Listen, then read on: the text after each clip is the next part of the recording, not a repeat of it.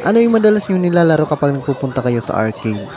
Hello guys, nagpunta nga pala ako dito sa Quantum SM Grand Central at nilaro ko nga itong kanilang prize cube machine. Kailangan mo nga lang i-shoot dito sa maliit na butas itong stick para makuha mo yung prize. At dito na-shoot ko naman kaso nga lang hindi nahulog yung prize.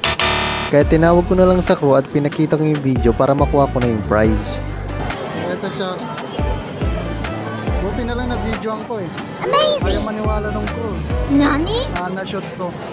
Yan. Tawag dito, lagayan yata ito ng ID. Ganda, no? Next naman na nilaro ko ay itong vertical fall ng Q-Zone. Katabi lang pala to ng Quantum Arcade. Ito nga yung isa sa mga pinakamahirap na machine dito sa Q-Zone. Pero ito naman yung pinakapaborito kong laruin. Kailangan mo nga lang i-shoot itong matabang stick dyan sa maliit na butas. Kapag na-shoot mo, malalaglag yung prize sa likod. At nakuha ko na nga itong prize dito sa number 4.